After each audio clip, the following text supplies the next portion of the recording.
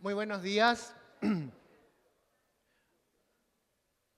Un gusto empezar esta actividad. Vamos a escuchar una conferencia sobre las guías de práctica clínica en diabetes, que va a ser dada por el profesor Pablo Aschner.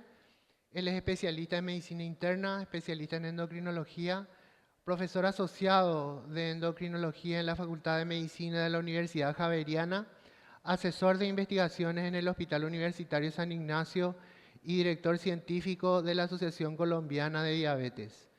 Tiene una maestría en epidemiología clínica. Este sucinto currículum del profesor nos hace honor a lo que es él en términos de peso y de personalidad en el mundo de la diabetes en Latinoamérica y en el mundo. Realmente es un lujo para nosotros tenerlos es un lujo y un placer, ¿verdad? Siempre nos estamos encontrando en eventos de este tipo y en realidad es un placer presentarlo, profesor. Después de la conferencia vamos a tener un diálogo en donde está la profesora Mafalda Palacio, el profesor Tadeo Jiménez, y quien les habla. Vamos a tener un intercambio de opiniones sobre este tema que tanto nos apasiona. Profesor.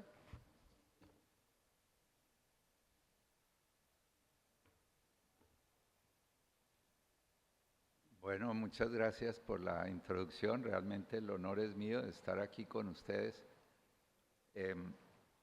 Hoy voy a hablar, bueno, el tema que me asignaron fue guías de práctica clínica, pero yo creo que ustedes prácticamente todos conocen las guías de la ADA y la EASD, que son las que actualmente más se están utilizando.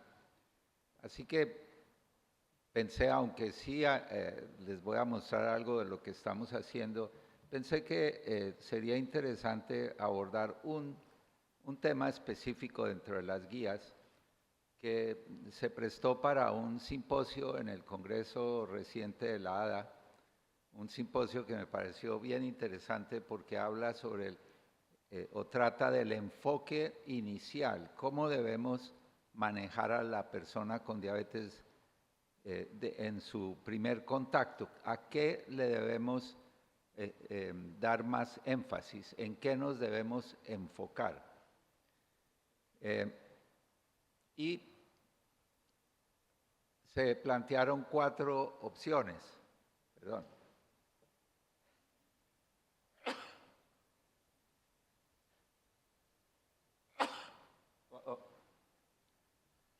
Creo que es todas estas obras que tenemos alrededor.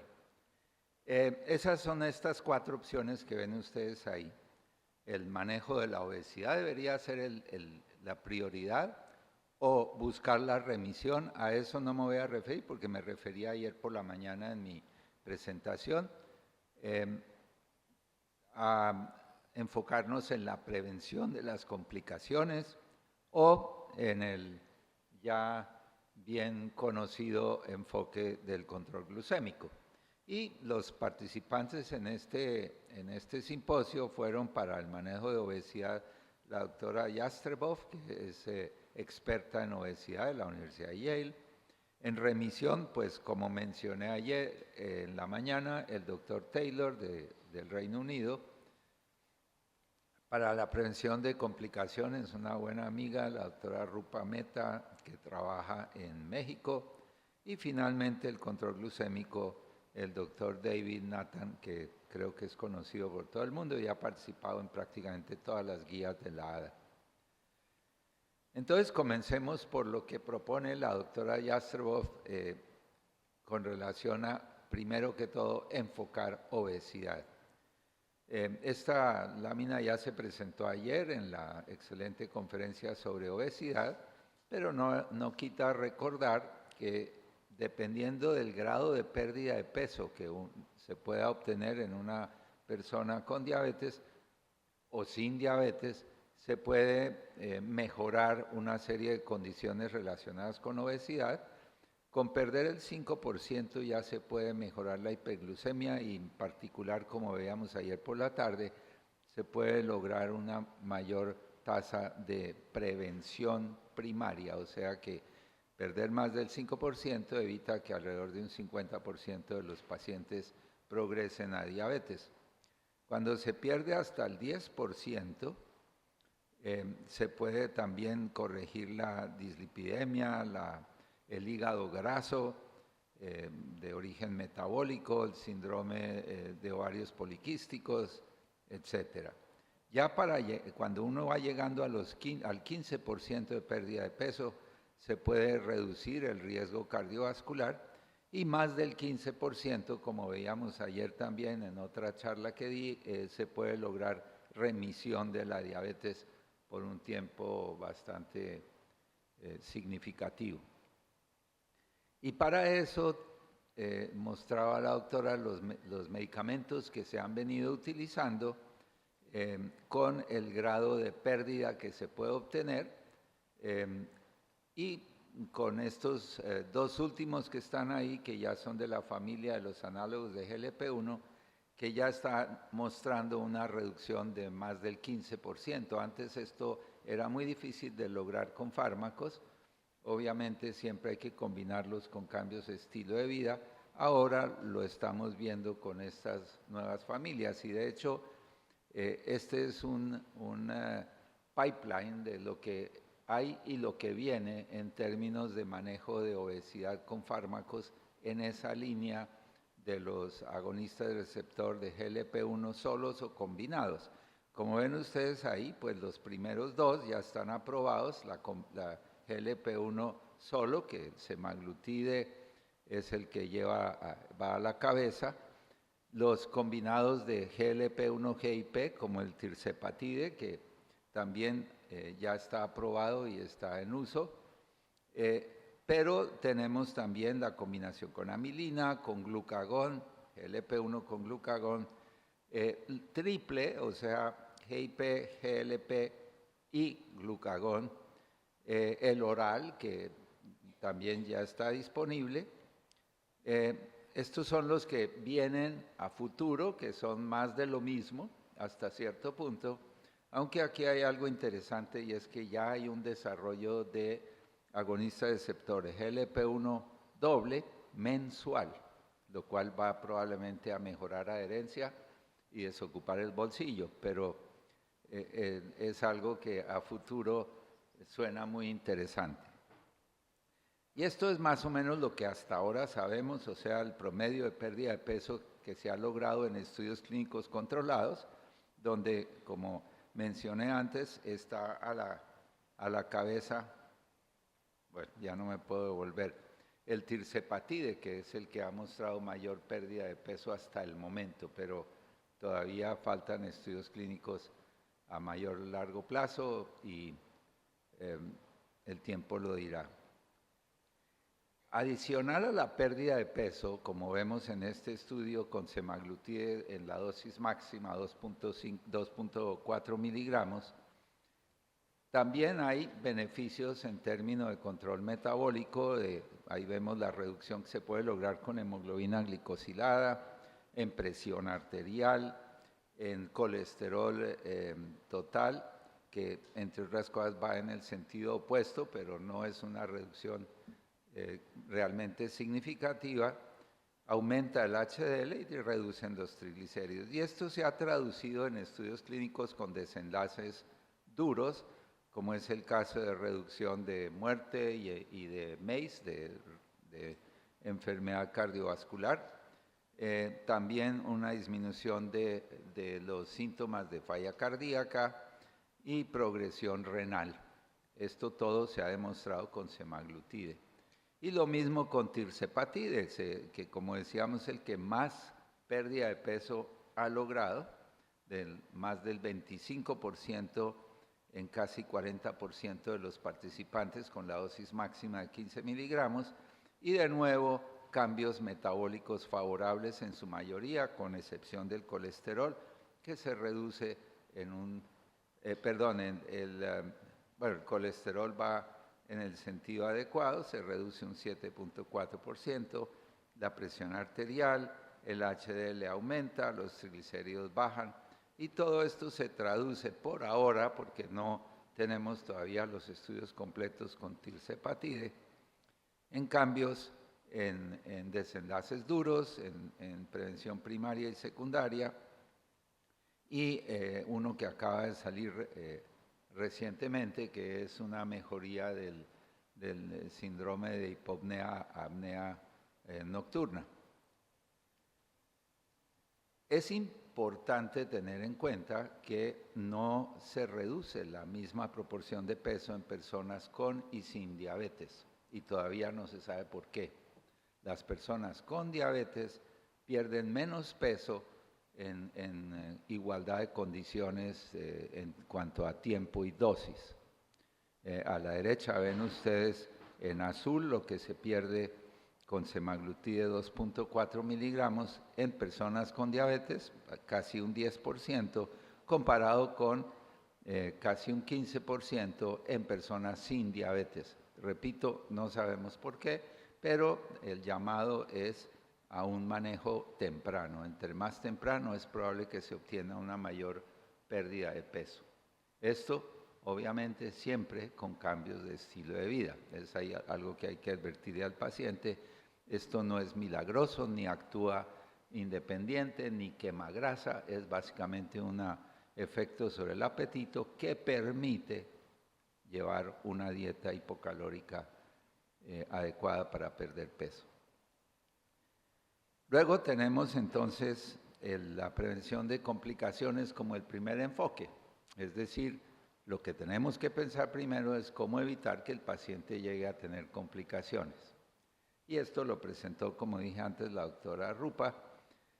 Ella mostró y recordó cómo la progresión de las complicaciones en el paciente recién diagnosticado hace suponer que probablemente empezaron tiempo atrás, es decir, alrededor de unos 4 a 5 años antes del diagnóstico. Y el hecho es que sí vemos con alguna frecuencia personas recién diagnosticadas que ya tienen complicaciones. Entonces, empieza más temprano, lo cual ya es un llamado de atención a prestarles cuidado a las complicaciones. Y lo que vimos en el cuadro anterior fueron complicaciones microvasculares, pero se ha demostrado que el tener complicaciones microvasculares aumenta el riesgo de tener macrovasculares en la persona con diabetes.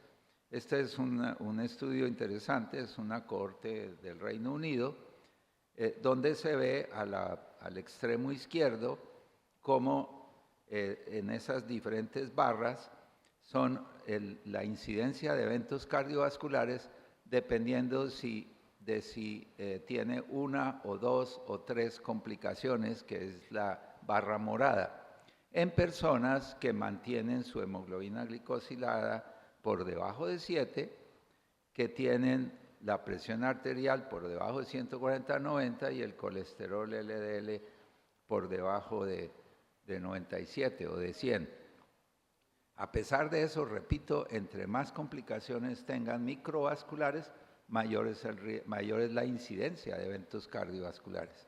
Y ya las barras, los grupos que siguen a la derecha, muestran qué pasa en las mismas condiciones si la hemoglobina ya está por encima de 7 y también el siguiente grupo si la presión arterial está por encima de 140/90 y en el último grupo si además de eso el colesterol LDL también está por encima de 100. O sea que la cosa va empeorando, pero lo importante es que no solo empeora a mayor número de factores de riesgo, sino también entre más complicaciones microvasculares, retinopatía, nefropatía, neuropatía, tenga el paciente. Entonces están relacionadas. La otra cosa importante, y ella hacía el énfasis en que los pacientes que ella ve en México suelen tener un debut temprano, o sea, son gente que empieza su diabetes siendo joven y eso es algo característico de nuestra población latinoamericana, solemos diagnosticarlos a los 40, 50 años. Entre más pronto se diagnostique al paciente, o sea, más pronto inicie su diabetes, mayor es o menor va a ser su expectativa de vida. O sea que, y no es simplemente porque va a tener más tiempo para desarrollar complicaciones, se piensa que de pronto puede haber algo característico que determina que una persona que empieza su diabetes más temprano va a tener más problemas y va a morir más pronto. O sea, repito, una menor expectativa de vida. De hecho, por cada década que empiece la diabetes más temprano, se asocia con una reducción de 3 a 4 años en la expectativa de vida. Y el control temprano es clave en el sentido de que si no se hace adecuadamente, aparecen complicaciones desde muy temprano. Este es un estudio de una cohorte donde se ve cómo entre mayor sea la hemoglobina glicosilada, mayor es el riesgo de complicaciones microvasculares. En el primer año ya las hay, esas complicaciones. Y lo mismo con las macrovasculares. En el primer año ya hay complicaciones que obviamente aumentan un poco en la medida en que haya mayor nivel de hemoglobina glicosilada. Conclusión, hay que prestarle atención a las complicaciones desde el principio del manejo de la diabetes. Y este es un estudio interesante porque esto fue una cohorte italiana donde miraron qué pasaba con los pacientes que desde un comienzo tenían hemoglobinas más altas a lo largo del tiempo, seguidos por un promedio de 5 años, y se vio que obviamente iban teniendo entre más hemoglobina glicosilada más complicaciones. Eso ya se ha demostrado. Lo interesante es que dividieron la cohorte entre los que tomaron inhibidores de SGLT2 y los que no. Y lo que vemos acá es que aquellos que tomaron inhibidores de SGLT2 prácticamente se anuló el efecto deleterio de tener una hemoglobina glicosilada más alta. O sea, se neutralizó. Es interesante porque estamos viendo una demostración indirecta de prevención primaria con inhibidores de SGLT2. Ese es un tema interesante y no totalmente resuelto, el de que los SGLT2 realmente funcionan en prevenir eventos cardiovasculares. Yo lo comparo un poco con el tema de, ¿se acuerdan del cuento del traje del emperador? Y el niño que se atreve a decir que el emperador no tiene traje. A mí me parece es un poco como lo que está pasando con los inhibidores de SGLT2. Se han vuelto la panacea. Es claro que son muy efectivos en prevención secundaria en personas que ya tienen enfermedad cardiovascular, muy efectivos en falla cardíaca, es donde más efectivos son, y ahora tenemos evidencia de que son también muy efectivos en detener la progresión de la enfermedad renal. Pero la evidencia en prevención primaria, o sea que si uno da un SGLT2 recién diagnosticado al paciente ya no le va a dar un infarto, esa evidencia no está. Pero todo el mundo la cree, y sobre todo nuestros colegas los cardiólogos. Ellos ya le dan el SGLT2 y se desentienden, ni siquiera le miden una hemoglobina glicosilada. Entonces, yo tomaría el papel del niño y diría, la verdad, la evidencia no es muy fuerte. Hay varios metaanálisis y hay una metaregresión. Dos de ellos, un metaanálisis y una metaregresión, han demostrado que sí hay efecto en prevención primaria, aunque no obviamente tan impactante como en prevención secundaria, pero hay por lo menos 3 metaanálisis que no muestran efectividad de los inhibidores de SGLT2 en prevención primaria. O sea, cuando se divide, lo que pasa es que no fueron muchos los pacientes incluidos en los estudios que estaban en prevención primaria. Pero cuando se separan los dos grupos, no se ve ese efecto en prevención primaria. O sea, son buenos antidiabéticos, pero no debemos pensar que el hecho de empezar a darlos ya va a solucionar el tema del riesgo cardiovascular. Nosotros estamos elaborando una guía de práctica clínica en Colombia basada usando metodología GRADE. Estrictamente tenemos un experto en metodología GRADE que no nos deja salirnos ni un ápice de la norma. Este es el proceso, es bastante complejo y no pienso explicarlo, pero lo interesante es que una de las preguntas que planteamos es si debemos comenzar el manejo de las personas con diabetes con inhibidores de SGLT2. Y la pregunta pico era comparado con otros antidiabéticos y lo que se buscó como desenlaces fue control glucémico. Y en ese sentido, los metodólogos encontraron, el grupo metodológico que son residentes entrenados, encontró metaanálisis donde o son iguales a otros antidiabéticos o quizás un poco mejores, pero realmente no tanto como para decir hay que empezar con SGLT2 solamente.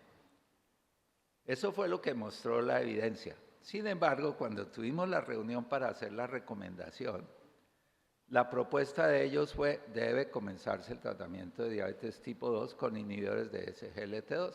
Y todo el mundo dijo, listo, ok.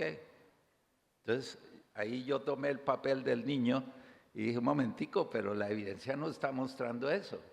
Y ya entonces nos replanteamos el tema y finalmente concluimos que sí es un medicamento bueno como antidiabético para comenzar el manejo de diabetes tipo 2, pero también hay otras opciones igualmente buenas para reducir glucemia y no, o sea, todos estaban pensando, qué bueno porque evitan el infarto. Pues no, parece que no es tal en el corazón sano, en el corazón enfermo sí, y yo creo que hay una diferencia en su mecanismo de acción. Pero bueno, esto todavía está en discusión.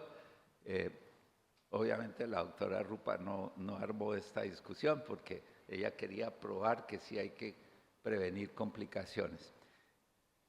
También hizo énfasis, obviamente, en que hay que controlar lípidos, hay que controlar presión arterial y en el esteno que mostró que hay que controlar todo, o sea, hay que hacer un manejo multifactorial. Y finalmente hizo énfasis en el estudio que todos conocemos, el Verify, que es un estudio que demostró que 2 pegan mejor que 1. Es decir, que si uno empieza combinando, por ejemplo, en este caso metformina con vildagliptina, se obtiene un efecto más duradero, no reducción de riesgo cardiovascular, pero sí un efecto más duradero sobre la glucemia que si se empieza solo con metformina.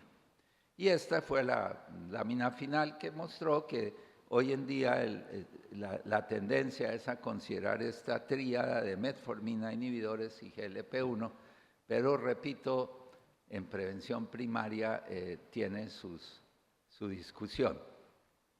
Y por último, el doctor Nathan, que es un viejo zorro muy toreado y con mucha experiencia, que comenzó citando esta frase que se hizo muy famosa en la campaña del presidente Bill Clinton, donde cuando hubo toda esa discusión sobre qué hacer y política, él dijo, es la economía, estúpido. O sea, eso es lo que hay que enfocar. Bueno, el doctor Nathan dice, es la glucosa, estúpido. Eso es lo que hay que enfocar. Y él recordó el UKPDS que demostró que se puede prevenir tanto, o sea, se puede reducir la incidencia tanto de problemas micro como macrovasculares. Hizo este paralelo entre lo que se encontró en el UKPDS y lo que se encontró en el DSCT. En ambos casos, como vemos, la reducción de las complicaciones se asocian con una menor hemoglobina glicosilada o viceversa, una menor hemoglobina glicosilada da lugar a menor incidencia de complicaciones en una forma bastante parecida, aunque los estudios fueron uno en tipo 1 y el otro en tipo 2. En el DSCT hubo una diferencia de 2% en hemoglobina glicosilada, como ustedes recuerdan, que se mantuvo, cosa que no se logró en el UKPDS, y eso dio lugar a una reducción muy marcada en todas las complicaciones microvasculares, y él mostró cómo en ese estudio y en los que se han hecho en tipo 2, se puede casi trazar una correlación entre mayor reducción de hemoglobina glicosilada y mayor reducción de complicaciones microvasculares. Pero también le metió las macrovasculares y parece que siguen más o menos la misma tendencia. Obviamente, si viene un estadístico y le mete aquí datos al cálculo, no da, porque, pero gráficamente pareciera que sí hay una correlación entre más reducción de hemoglobina glicosilada, menos complicaciones micro y macrovasculares. Y quizás la única excepción fue el estudio ACCORD, que mostró este aumento de mortalidad que todavía nadie sabe por qué. En mi opinión, es los duros de bajar, o sea, aquellos pacientes que no bajaron su hemoglobina a pesar de todo lo que le metieron en este estudio, esos fueron los que más se murieron, los duros de bajar, y esos hay que tenerles cuidado. Bueno, y por lo tanto, en la guía que mencioné al comienzo, que es como la que ahora todo el mundo está usando, la ADA y la EASD, a pesar de mostrar todo el tema de cuándo usar SGLT2, cuándo usar GLP-1, cuándo usar ambos como la prioridad, mencionan también que hay que tener una meta de hemoglobina menos de 7% sin hipoglicemia y que las complicaciones están definidas por la hiperglucemia, o sea que la hiperglucemia sí importa, y que hay evidencia de que el tratamiento de la hiperglucemia también reduce complicaciones macrovasculares, o sea, no se puede olvidar. ¿Hay algún cardiólogo aquí en la audiencia para que vaya y le cuente a sus colegas esto? No se puede olvidar el control de la glucemia. Las conclusiones del doctor Nathan, pues ahí las tienen, no voy a leerlas todas, pero sigue siendo la diabetes una enfermedad glucocéntrica, quiera o no, porque uno define la diabetes por el nivel de glucemia. Y la hiperglucemia es el único vínculo que hay entre todas las formas de diabetes. Las complicaciones están asociadas a la hiperglucemia, luego el control glucémico sigue siendo fundamental y esto sí que es importante en la diabetes recién diagnosticada, considerando que ya el paciente lleva un tiempo con diabetes sin haberse identificado y que se requieren sí nuevas estrategias, pero tienen que ser probadas a largo plazo. La mayoría de los estudios clínicos controlados son a 2 años, 3 años, 5 años máximo. Y por ahora es la hiperglucemia estúpido lo que hay que tener en cuenta. Mi conclusión es que todo importa, pero no debemos descuidar una cosa o la otra ni enfocarnos en un solo aspecto. Repito, en este simposio también estaba el doctor Taylor hablando sobre la importancia de la remisión de la diabetes, y esto para mí es interesante porque por primera vez se incluye como una meta en el manejo inicial del paciente, considerar la remisión en aquellos que estén dispuestos a hacer toda esa, entrar en esa dieta líquida que mencionaba yo ayer por la mañana. Bien, esto es lo que quería mostrarles y ahora podemos...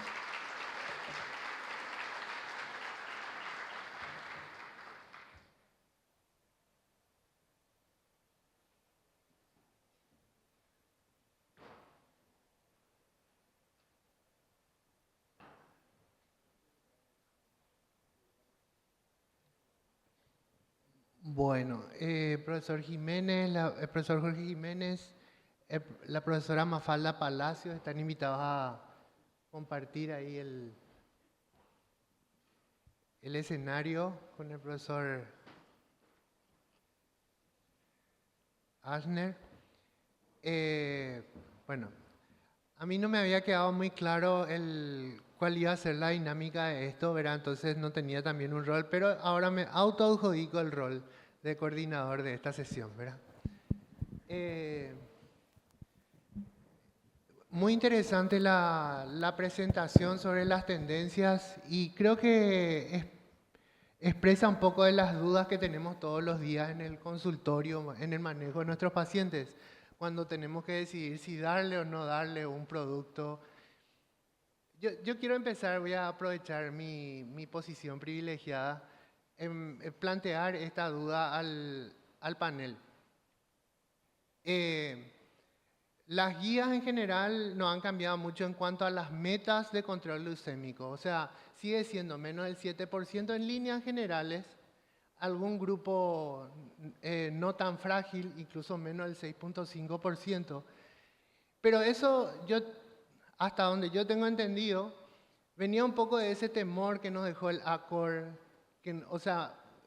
Pero ahora tenemos drogas, por ejemplo, las combinaciones de drogas, como los análogos del GLP-1, que bajan de peso, bajan la hemoglobina glicada, que se pueden combinar con metformina y sin incluir sulfonilureas, sin incluir insulina, sin incluir ningún fármaco en cuyo espectro haya la posibilidad de una hipoglucemia severa. Entonces, uno como que cuando está frente al paciente le dice, bueno, usted tiene que tener menos del 7% de su hemoglobina glicada, pero después uno dice, pero podríamos bajarla a menos de 6.5 porque en realidad no tiene nada que le provoque hipoglucemia, ¿verdad? Entonces, dentro de una guía, ¿hasta qué punto ese tema no podría ser considerado de una manera un poco más abierta, ¿verdad? Dejo la...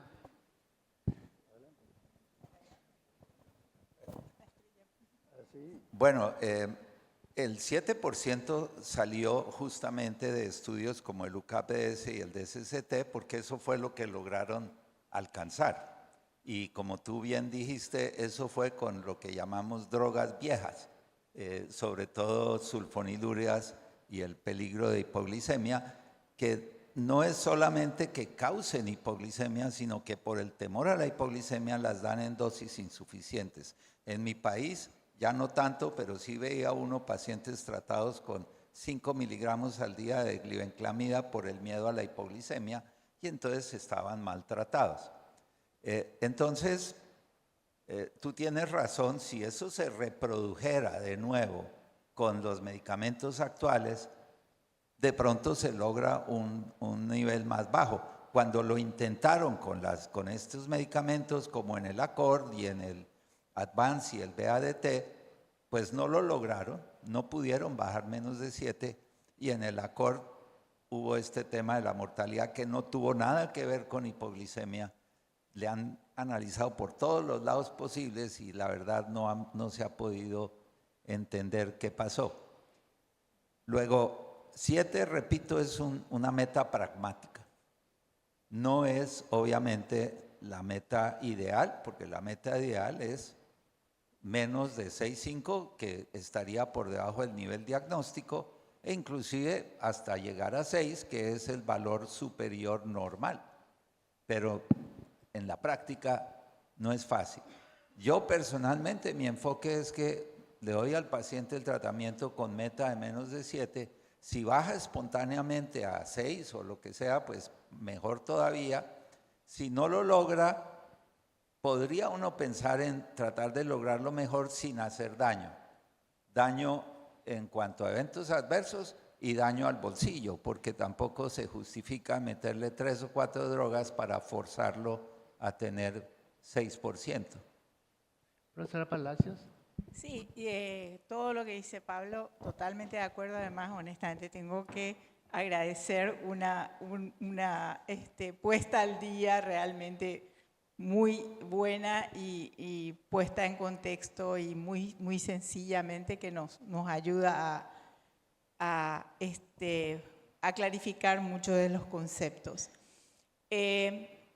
Yo creo que cada paciente, igual que todos creo, cada paciente es particular.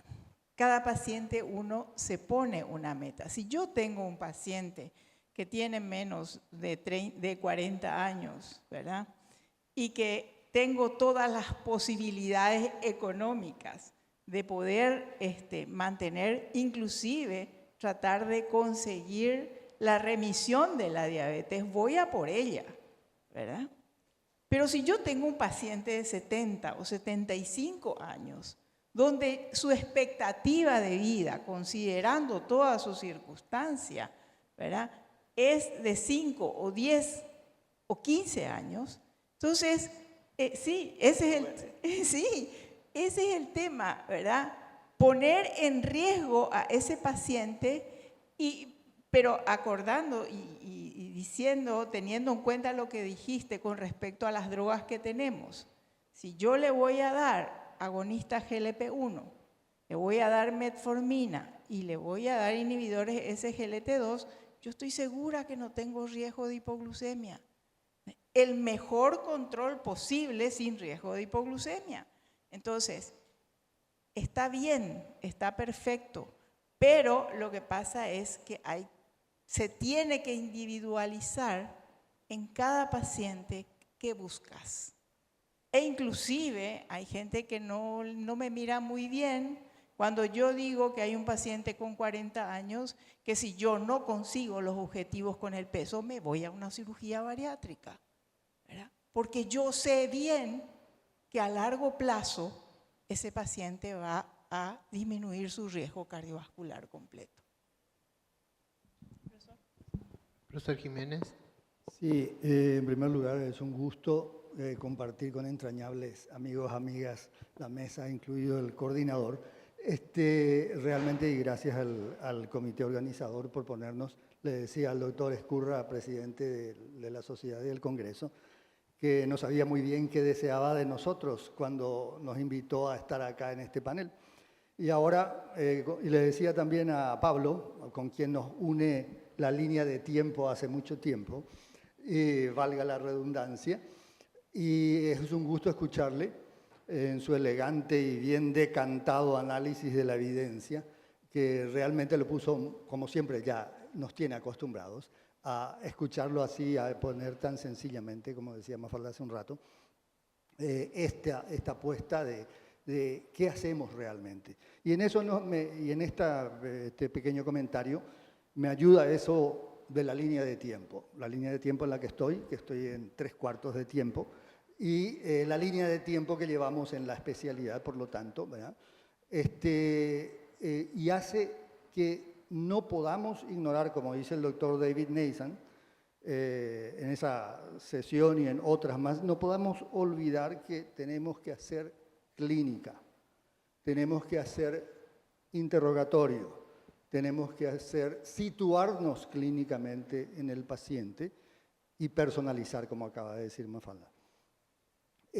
O si no, nos perdemos en la elección del tratamiento y nos dejamos llevar por la sacralización de la evidencia, que muchas veces tiene flancos, como escuché hoy, muy bien analizado por el doctor Ordóñez también esta mañana, más temprano, desde el punto de vista de las evidencias en sí, ¿verdad?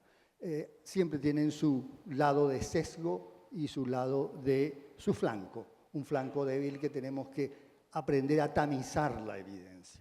A todos nos seduce la búsqueda del buen control, por supuesto, pero esto debe ser aplicado a aquel a quien le va a beneficiar. Y en eso entra nuestro ejercicio clínico, el ejercicio del interrogatorio, el ejercicio de la elección de lo mejor, que es nuestra obligación como médicos prácticos, como médicos clínicos. Elegir a quién le va a ir la evidencia y con qué peso voy a poner. Y en eso volvemos a esto. Lastimosamente, nuestra realidad es la que defendía, como decía el doctor, como decía Pablo hace un rato, el doctor Aschner decía sobre la mesa esta, la doctora Meta, que viene defendiendo el tema de complicaciones, que tenemos una realidad, que todos los que estamos hace rato sabemos que cuando ese paciente que lo diagnosticamos y creemos que lo estamos diagnosticando a tiempo, ¿verdad?, realmente lleva un promedio de 3 a 5 años si no son más, ¿verdad? Y ya arranca con un riesgo cardiovascular. Y eso es lo que seduce irnos a la medicación que teóricamente, con cierta evidencia, pudiera ayudarle. Pero ahí tenemos que volver otra vez a la antigua, a la metformina con sus 67 años, ¿verdad? Casi 68, que inclusive la seguimos aprendiendo y sigue siendo una droga barata, fuerte y que tiene sus beneficios inclusive desde el punto de vista cardiovascular. Bueno, entonces, no tenemos que olvidar, no podemos tomar la elección simplemente porque nuestros amigos cardiólogos están muy realmente y con la dosis más potente de SGLT2, inclusive, nosotros generalmente, yo personalmente, no paso de 10 miligramos o de 10 miligramos con cualquiera de ellas, EMPA o con DAPA, ¿verdad? Ellos van directamente a un 25 o más, si es EMPA, para teóricamente lograr un beneficio de entrada que, como decía muy bien Pablo, es todavía bastante elusivo, ¿verdad? O por lo menos en evidencia. En suma, y me quedo con esto en cuanto buscamos el mejor control, ciertamente, desde el vamos, en aquellos que están por debajo de 50 años, de 40 años, la realidad del diagnóstico cada vez más frecuente, sobre todo en nuestras poblaciones que venimos diciendo hace rato, el paciente que debuta por debajo de 40 y por debajo de 30, estamos hablando de diabetes tipo 2, y aplicar lo que también el doctor Rudy Holman en su conferencia Banting de este año justamente enfatizaba y mostraba precisamente que la hiperglucemia, como dice el doctor Neisen, no está, y como decía muy bien Pablo, no estamos como para decir, no somos glucocéntricos, pero sí debemos tener en cuenta siempre al control, pero en aquel paciente en quien realmente se va a beneficiar. ¿Y qué es lo que pasó en el Advance? ¿Qué es lo que pasó en el VADT? ¿Y qué es lo que pasó en el ACORD? Es que la media eran 11 y algo años de diabetes. La media de edad eran 55, 60 años. Se había llegado tarde simplemente. Tampoco esos se benefician mucho, o no solamente de una optimización del control, que es casi imposible, ¿verdad? Sin aumentar riesgos. Y tener finalmente en cuenta el tema de la variabilidad del control metabólico a lo largo del tiempo otra vez. Y con esto, en suma, tenemos que hacer el ejercicio clínico de analizar cada paciente y bajar la evidencia en beneficio del paciente. Gracias.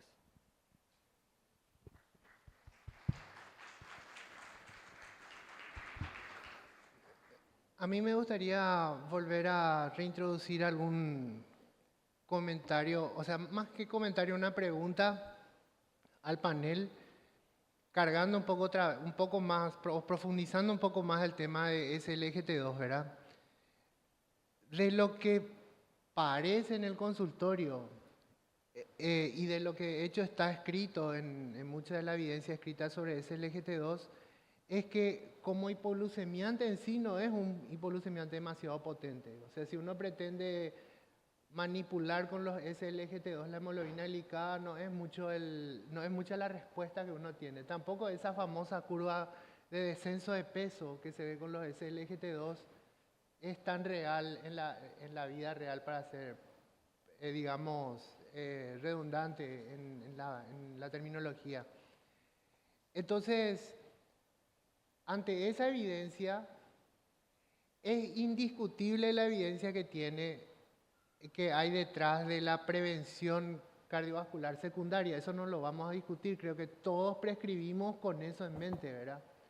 Pero al punto de poner en una guía, por ejemplo, aunque demostremos que los SLGT2 son buenos en prevención primaria, por esos elementos de los cuales estuve comentando, me parece que queda como un poco aventurado la posibilidad de poner eso en una guía al SLGT2 como un inicio de tratamiento. Sobre todo teniendo en cuenta que lo que tenemos de la combinación doble de metformina con algún inhibidor de PP4, que fue mucho más efectivo para el control metabólico porque fue inicialmente la hemoglobina glicada bajada de manera más rápida, parece que es importante que el producto que utilicemos sea efectivo desde el punto de vista del control metabólico y de la hemoglobina glicada. En principio, después podemos hablar de otras cosas, pero como se dijo acá, la hemoglobina glicada es importante, tan importante como cualquier otro elemento del control metabólico de nuestros pacientes. Entonces, más allá de que esto parece un comentario, en realidad es la expresión de una duda que yo dejo flotando para el panel, ¿verdad? Pues, primero que todo, la metformina es un buen antidiabético y hay evidencia en el sentido de que puede reducir complicaciones cardiovasculares.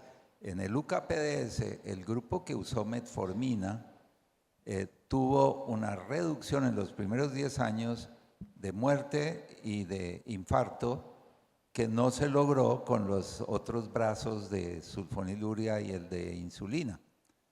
A pesar de que el control que se logró con metformina no fue muy diferente al grupo control, o sea, la diferencia fue menor de 0,9, que fue lo que se alcanzó en el grupo principal.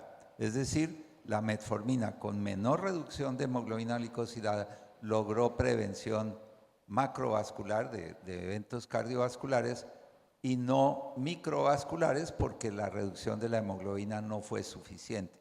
Eso, en términos actuales, si se hubiera presentado ese estudio recién, hubieran dicho la metformina tiene efectos pleiotrópicos, como lo tiene la inhibidores de SGLT2 y como lo tienen los GLP-1. Pero en esa época no se consideró que la metformina tuviera un efecto más allá de hipoglicemia, o por lo menos se sugirió, pero no se concluyó.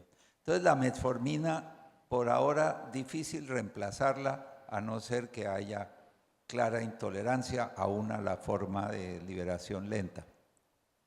Los demás son agregados a metformina, y ahí los inhibidores de SGLT2 y los inhibidores de EPP4 tienen un efecto muy parecido en cuanto a reducción de glucemia. ¿Lo han considerado débil? Yo diría que no es débil, es un efecto adecuado, el de ambos combinaciones. Reducen la hemoglobina más o menos 0,5, máximo 1 punto. Lo que pasa es que cuando se combina con agonista de GLP-1 sí hay una mayor reducción, es más potente. Y con insulina, la verdad es que lo que se ve en la práctica pareciera que la insulina no sirve para nada. Los pacientes que están con insulina están peor controlados que los que están sin insulina. ¿Por qué? Porque no se titula. O sea, si la insulina no se titula, no vale la pena ni siquiera comenzar el tratamiento. Pero se debe obviamente dejar para el final, o me he hecho como una alternativa cuando el paciente realmente ya tiene signos de que se ha quedado sin insulina. Luego, metformina de entrada a todos, si es posible. Hay algunos nichos, como de pronto ese paciente de tercera edad, que tú dices que no tiene sino, ¿cuánto? ¿10 años? 15 años. 15 años, yo le pondría más. Ustedes saben que la definición de adulto mayor o de viejo es el que tiene 10 años más que el conferencista. Entonces, en esos pacientes a veces con un inhibidor de EPP4 nomás solo funciona. Pero en general metformina y algo más. Algo más, inhibidor de SGLT2, muy bueno, de EPP4, muy bueno. Ambos bajan la hemoglobina glicosilada de una forma bastante adecuada. Si quieren bajarla todavía más, pues un agonista de GLP-1, y si el paciente ya tiene signos de falla de célula beta marcada, pues insulina. Quería solo terminar diciendo que no hemos puesto en las guías una meta de peso, de reducción de peso. No figura en la mayoría de las guías. Y de hecho, en mi opinión, la mayor inercia en el manejo del paciente con diabetes es el peso. Entonces uno ve pacientes que llevan 10 años con escalada de de medicamentos y no han perdido ni 1 kilo. Siguen teniendo índices hasta de más de 30. Si se logra la pérdida de peso de entrada y suficiente, los demás medicamentos funcionan muy bien. Lo que uno le dé va a funcionar.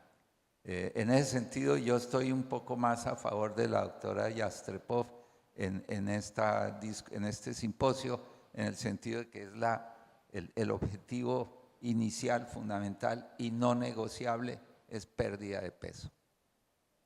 Profesora Palacios.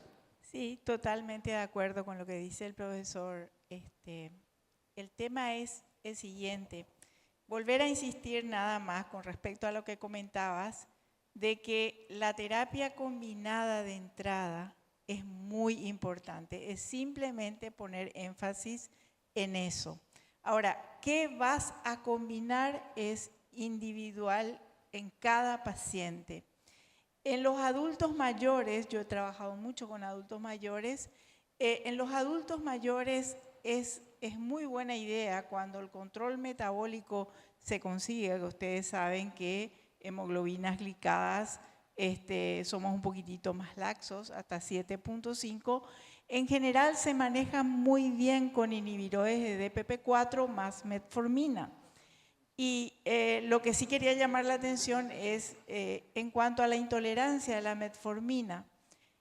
Yo he visto, es increíble cómo los adultos mayores toleran bien la metformina y cualquier tipo de metformina, no necesariamente es las de acción prolongada, aunque vemos claramente que las de acción prolongada han mejorado mucho la tolerancia de los pacientes en general. Y la otra cosa es también con respecto a los inhibidores de SGLT2, también lo he comentado en otras circunstancias, de que evidentemente en los adultos mayores a veces hay un grado de insuficiencia cardíaca pausisintomática y que entonces uno ve muy pronto, ¿verdad?, una mejoría en la calidad de vida de los adultos mayores cuando se agrega un inhibidor de SGLT2. Y evidentemente yo por lo menos tengo la idea que viene por la mejoría desde el punto de vista de la función cardíaca en estos pacientes. La otra cosa que quería decir fundamentalmente cuando hablabas de el efecto hipoglucemiante, es cierto que su efecto hipoglucemiante no es muy importante, lo comentaba Pablo, pero dentro del contexto del paciente a veces puede verse un efecto. Y lo que en mi experiencia he visto es que el descenso de peso, que al principio inclusive veía hasta que los nutricionistas le indicaban a su paciente para bajar de peso sin tener diabetes, ¿verdad? Una locura absolutamente. El descenso de peso en promedio en el paciente es de 4 a 6 kilos, que es favorable. Sí es favorable y sobre todo en los pacientes con sobrepeso, ¿verdad? Contribuye de alguna manera. En mi experiencia también los inhibidores de SGLT2, y estoy hablando también de adultos mayores, hay que tener cuidado en los varones de advertirles sobre todo a aquellos que tienen, de alguna manera pueden tener algún tipo de hipertrofia prostática benigna y entonces tienen ciertas molestias que en general muchas veces no las consideramos y advertírselo al paciente. Profesor.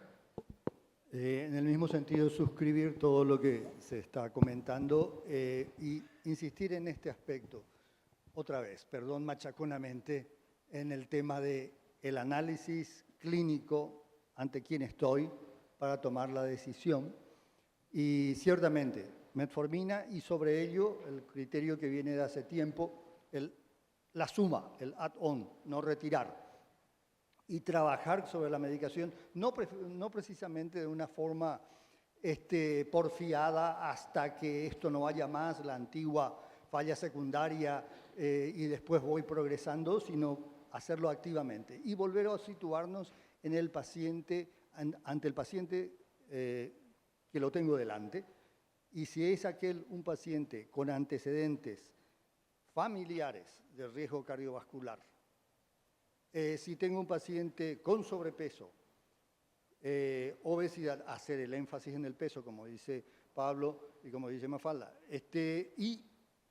Si tengo una glucemia en ayunas, una basal importante, no voy a lograr con una metformina sola o con ni siquiera una metformina y DPP-4, voy a tener que considerar aspectos de riesgo para conseguir que probablemente un gasto hepático de glucosa alterado ya y tengo glucemias basales elevadas, voy a tener que considerar inclusive otras opciones con acción hipoglucemiante mayor, porque no puedo perder de vista el hecho de mejorar el control lo más pronto posible en aquel paciente que tiene desde el vamos un riesgo cardiovascular importante. Y entre ellos importa también la glucemia.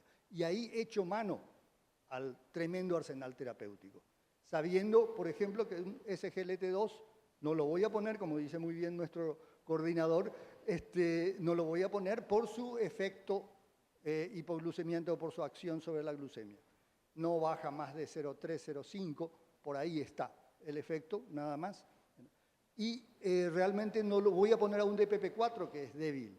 Voy a valorar el arsenal terapéutico, voy a actuar en consecuencia en función al contexto de mi paciente. Nada más que enfatizar en ese aspecto. Gracias. Muy bien, en honor al tiempo y también un poco para demostrar lo disciplinados que somos, justito empezamos en hora y terminamos en hora. No, lastimosamente ya no nos quedan tiempo para la participación de la audiencia, pero les agradecemos la presencia al profesor Ashner, a la profesora Palacio, al profesor Jiménez. Muchísimas gracias. Damos por levantada esta sesión. Muchas gracias.